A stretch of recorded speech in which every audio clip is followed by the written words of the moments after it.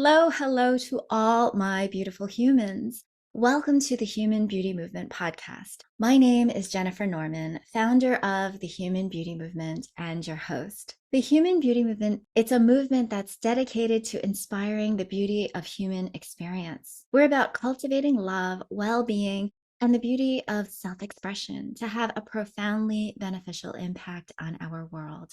Take a moment now to subscribe to our show so you don't miss an episode, and share this episode with one new person today. Let them know you're thinking about them and spread the love.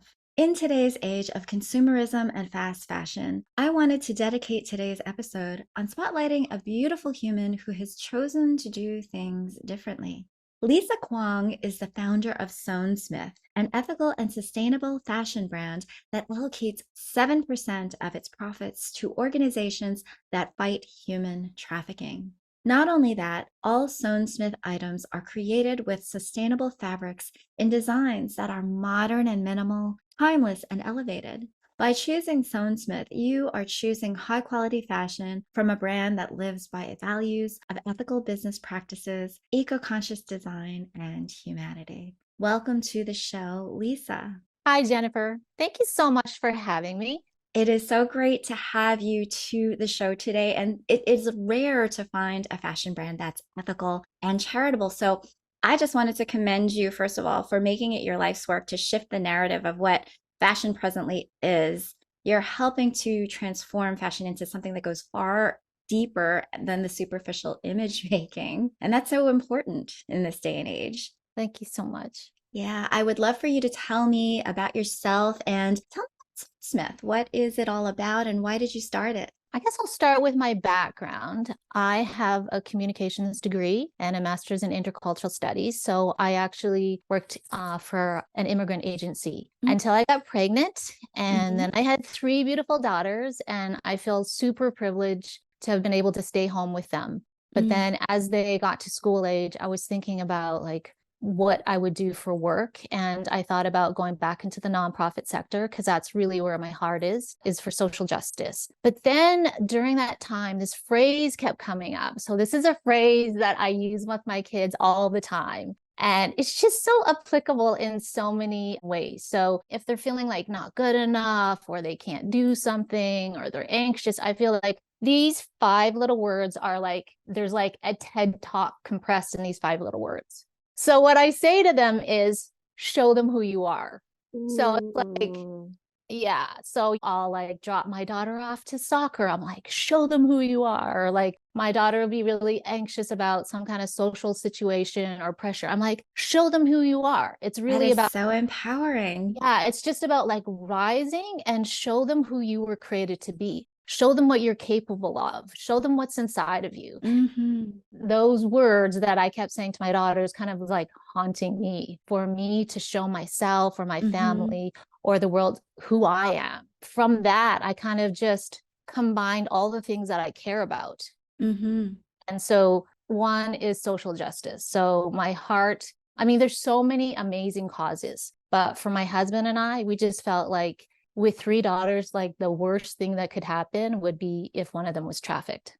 So that's just the cause that we decided to get behind, was human trafficking. And then secondly, I wanted a place where I could be creative. So it's not just in designing the clothes, but the branding, the content creation. I really love exercising that creative energy. And then third, I would say a lifelong learner. I'm always going to the library. So I wanted kind of a job where I was always being challenged to learn. And as an entrepreneur, that's that is what you are. You are a lifelong learner. Part of thing, you're going to be challenged, always learning. And so I love that part.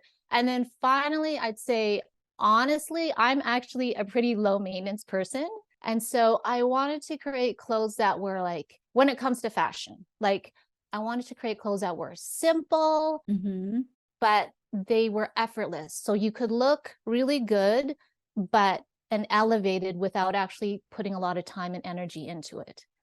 So that's kind of how it happened. I just kind of combined all those things into SownSmith. And as a creative, I just really think creatives, it requires so much courage to put yourself and your work out there.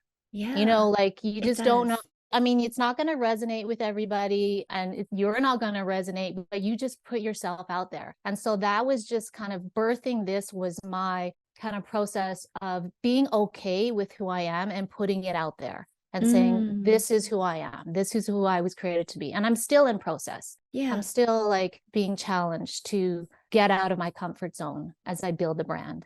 Absolutely true and wonderful backstory. I love the expression, show them who you are, because I wanted to just compare that for a moment to the phrase that I hear all the time, but I always stumble over, and that is remember who you are. People will always say, remember who you are. And I'm like, I don't even know what that means. But show them who you are is really a declaration of showing yourself who you are. Yeah. It's because we know that life is a mirror. And it's like, if you feel confident and empowered enough to present yourself to the world, then you will feel that within. You'll know that it's right for you. You will feel the empowerment and that confidence rising up within you in order to self-express in the way that is authentic for you. Absolutely. Yeah. And I love that your self-expression is coming through in your journey as an entrepreneur in creating these clothes and knowing that you want to put every fiber of what you believe in and what you stand for, whether it be from a creative aspect or whether it be from a social justice aspect, which is incredibly important. You're able to combine those and develop something that is truly your own and something that I believe that the world could definitely benefit from, for sure. And I love also that you are just very humble and open in saying that you are a lifelong learner, because I think that more and more people these days tout themselves as experts. I'm an expert at this. Just look at me, look at me. But truly, that is almost a way to prevent yourself from getting curious all the time. And really waking up and being curious leads to so much new discovery and opportunity. Absolutely. And enthusiasm for life, rather than feeling like I know it all. And it's just like, you may as well just like close up shop then if you feel like, we can all learn, grow, and develop from each other. And so that is specialness of what is being human. Exactly. Yeah. So tell me what SownSmith means. It has a special meaning in terms of why you chose that word for your brand. So I have a very strong affinity for purposeful names. So like when I was choosing my daughter's names, we chose them based on meaning as much as the sound. So I was really like looking for a word that would embody the meaning of the brand, which I actually couldn't find. And so I just made it up. Sure. And so I love the word sewn. I think sewn has a profound meaning and just a lot of nuance to it. So it is also a play on the word sewn, SEWN, like sewn clothes. But sewn is like, to me, I feel like all of us are sewing into, like we are sewing ourselves, our time, our energy, our resources into something or someone. And I think whether we realize it or not, we're all kind of leaving a trail of legacy of the things that we have sewn into. And so sewn itself means to like invest, choose, steward. And then smith means expert. So a SownSmith is akin to, say, a goldsmith who is an expert at crafting gold, or a wordsmith who is like you, who's like so articulate with the words. A SownSmith is someone who is really mindful and intentional about how and what they're sewing, what they're choosing, what they're investing in. That's lovely. And interesting, because I know a lot of entrepreneurs might choose to use their own names as the brand, and you chose very distinctly and purposefully not to do that, but to choose something that actually represented what you were intending that it would be out in the world. Yes. Nice. So let's shift gears and talk a little bit about the state of fashion these days. And what it is that you see is perhaps problematic with the current fashion industry or the state of fashion, and what you were hoping to achieve with SownSmith. Well, I think what people don't realize is that fast fashion is related to human trafficking. So there are over 50 million people trafficked primarily for labor and sex. And 25% of them are children. 71% are women, 29% are men. Wow. But I just think people are aware of sustainability in that people don't want to buy something necessarily detrimental to the environment. But I sometimes think that what's overlooked is how the product is made. So something may be sustainable, but is it ethical? Like went into making that product. And for me, something easy to do when thinking about fashion, it's difficult to buy everything ethically made, obviously. And so what I do is I buy secondhand. Mm-hmm. I buy secondhand for the kids. There are so many great consignment shops, thrift stores. You can get the name brands. You can even get designer brands. And instead of supporting the fast fashion, those go to small local shops. So I Mm-hmm. think that's something for your listeners to think about is Mm-hmm. to moving away from fast fashion. You can find the same fashion brands secondhand.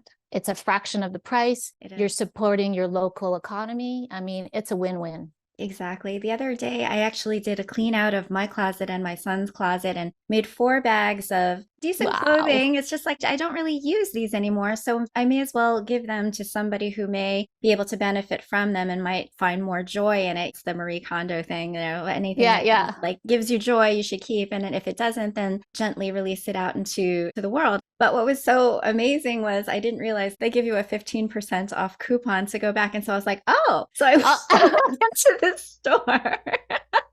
And it's finding all of these amazing things. I found like a rag and bone dress, a splendid dress, or what else did I find? It was amazing. I found an All Saints silk dress. I was thinking to myself, wow, Oh, yes. this is incredible. And I got probably about 20 things for about $100. Yeah, I So love it. it That's was me so too. much I love fun. it. I spent about 3 hours there, not even realizing that I was going to be spending my whole afternoon at the Goodwill, but it was fun. And honestly, I find it so much more fun than going to the mall. Yeah, Like, I totally agree. You know what? Sometimes I will walk around my mall that is near me and I'll say, everything in that store was made in China. Everything in this yeah, whole entire mall has been made in China. I mean, because it's so inexpensive, you can tell as far as just the kind of merchandise it is, the kind of sales that they're having. And it's just really, it makes my heart sink a bit when I think about what must have gone into getting all of that merchandise here, selling it for so cheap. And absolutely. all of that. Yeah. Yeah. It's Like, if it's a $20 shirt, somebody paid for that. Like, think it comes from overseas. How can that shirt possibly only cost $20?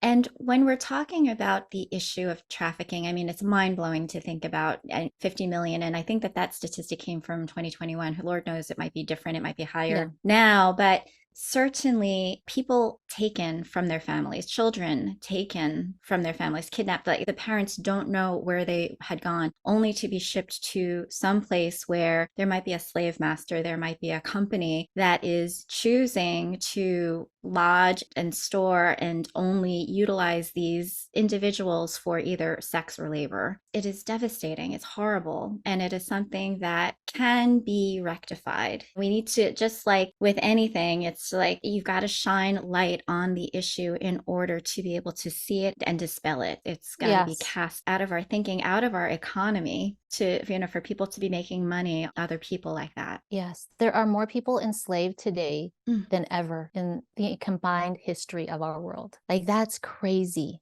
Oh my gosh. Yeah, I was actually having a conversation with a gentleman who wanted to create ethical hair extensions because almost all of the Oh, hair extensions, I mean, he went over to India and he said he took videos and he showed me, he said, do you see these children that are literally separating the strands from each other? And I said, oh my gosh, look at them. And they're so young working. He said, those are slaves. And I was like, it just blew my mind, yeah. blew my mind. It's like buy the hair on Amazon or wherever you Yeah. buy your Yeah. wigs and it's like, Hmm. oh, it's so cheap. How is it that it's only $50 for human hair? There you go. There you go. So it's something to certainly think about. Yeah. It Absolutely. happens in lots of industries, most notably, I would say the fashion industry, perhaps, but I know it happens across other industries as It well. does. Mm, It happens in every country, and I think in various industries. And depending on the country, it does look differently, but it's happening in every country. yeah, yeah. And so can you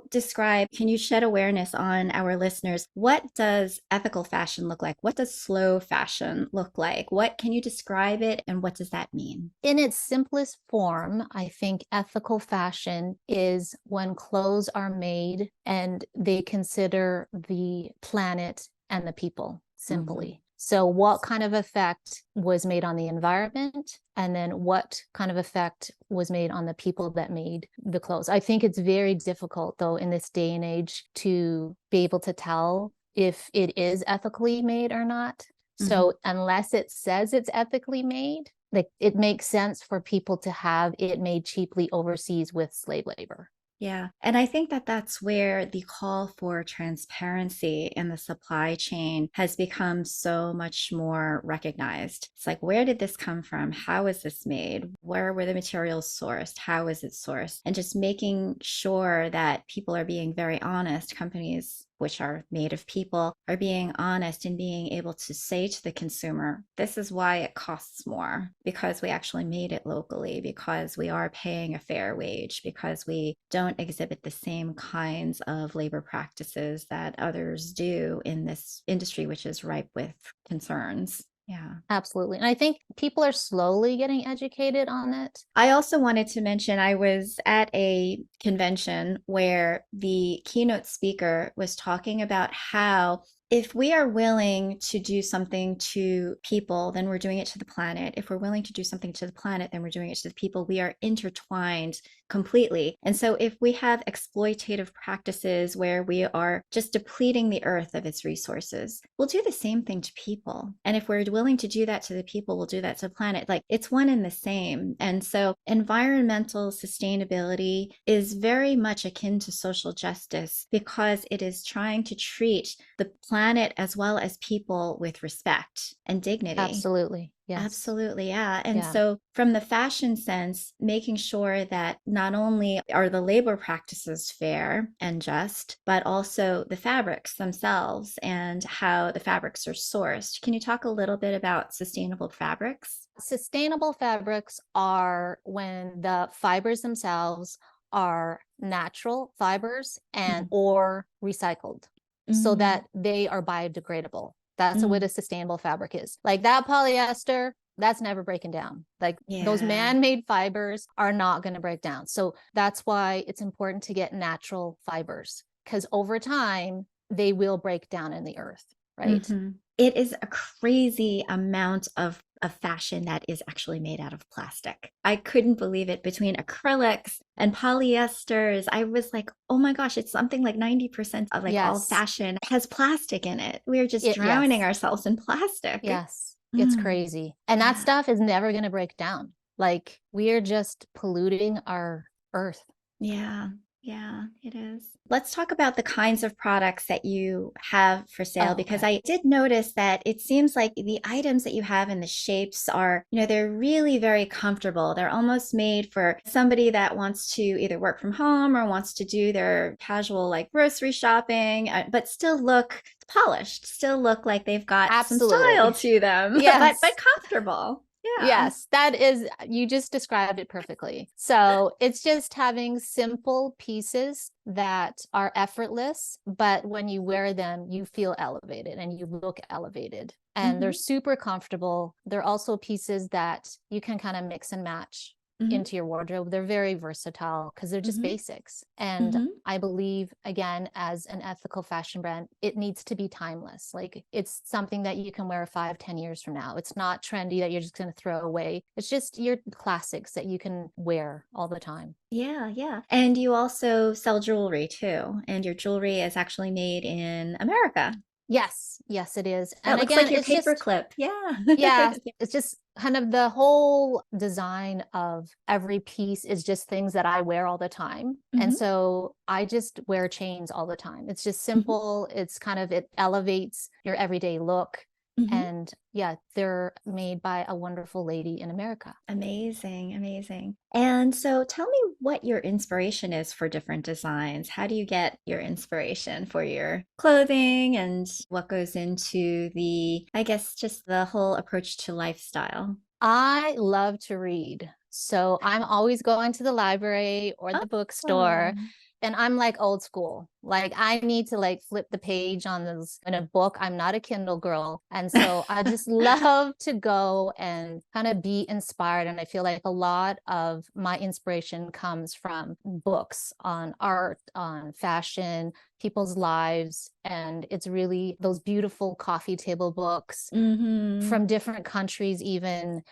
I think it's just, that's my inspiration. And the style is just, it's simple. It's kind of like understated refinement, just very organic, very timeless. Those are the things that I'm drawn to. Those are the things that I think will stand the test of time, just very minimal and comfortable. One thing that I've noticed is that with fast fashion is just that every couple of days, it's like never ending new products, never ending new products. And then all the old stuff, all that old merchandise sometimes just gets tossed. It just goes straight into the landfill. I've seen pictures of just tons and tons of just like mountains of clothing that just go into these landfills. And it's such a shame. Whereas with slow fashion and what you're doing is just being very mindful about everything that you're putting out there. Every single design is like, okay, how can we make this timeless so that it can last, so that it doesn't need to obsolete itself with the next look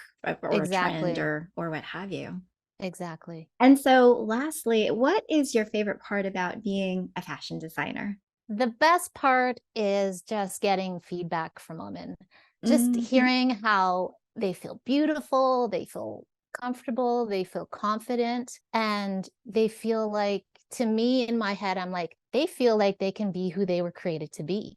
So I feel like I'm helping women show who they are, which is what this is all about, right? It's helping other people just be who they were created to be. So it's just so immensely satisfying getting feedback from clients. It is great because I did notice too, your items are so perfect for layering or for, as you said, mixing and matching. And so throwing on an accessory that you also make your own, throwing on maybe a shawl or something else that can go with it to really get more versatility out of the pieces so that you don't feel like, oh, this is outfit unto itself and I must put it aside and not wear it again. But you can wear something, wash it, and then wear it again. These are made for wash and wear, as I understand.